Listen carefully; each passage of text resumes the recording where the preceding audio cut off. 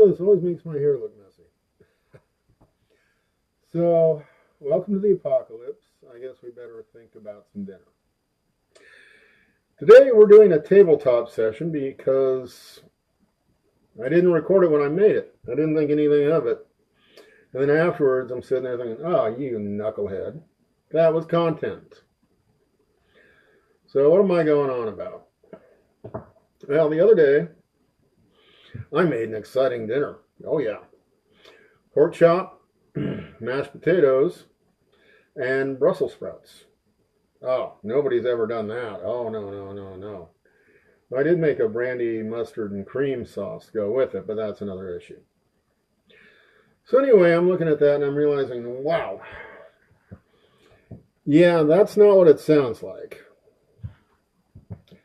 That pork chop, because I'm cooking for one now, entered my house about 3 weeks ago, and it was part of a pork loin roast. Yeah, so what I do is I buy these pork loins in a bag, cut them into thirds, do not rinse them, and freeze them.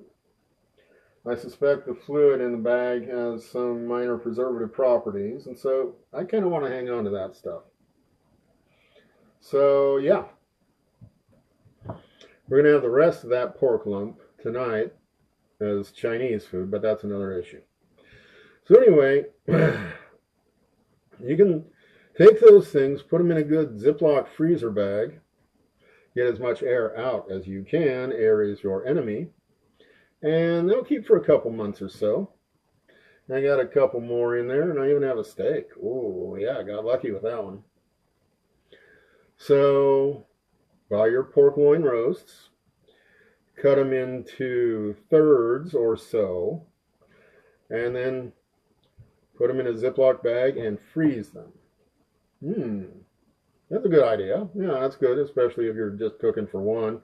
Those pork loins are really cheap. Okay, mashed potatoes.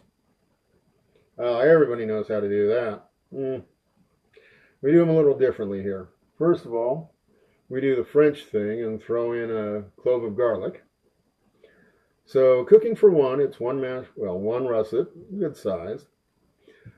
Peel it, cut it up, throw in a clove of garlic, and don't add water. Nope. Almost cover it with a mixture of chicken stock and heavy cream. Ooh, that's right. So when it's finally ready, you boil it, of course. But when the potatoes are boiled and they're ready, you pour off a little bit. You don't want it too runny, But there's your milk. If you want to throw in some butter, throw in some butter. But it's already set. You just pour off a little bit, mash up the potatoes, and in this case, I threw in some dehydrated onions. Ooh. Onion, heavy cream, chicken stock, garlic, mashed potatoes. Yeah, that was as good as it sounds. So, yay, Brussels sprouts. Well, I have been on a crusade to properly roast Brussels sprouts. And I got it right. Take an 8x8 baking tray, the thing you use to make brownies, or at least that. Yeah, one of these. Nice high sides. Thin metal. You take that thing, and you take your Brussels sprouts, and do not buy the small ones. It's late in the season. We're getting some really ugly big ones, and I want those. So arrange those face down, cut them in half, pardon me, lengthwise, of course, and arrange them face down on the bottom of the pan with a little oil, a little butter, and just for fun, I threw in a little chicken stock. Throw it in your small oven or whatever oven you got, 350, 30 minutes. And the thing is that the open face Brussels sprouts will fry. on the bottom of the pan. And the high sides will allow them to very slowly roast in comparison. So they cook inside.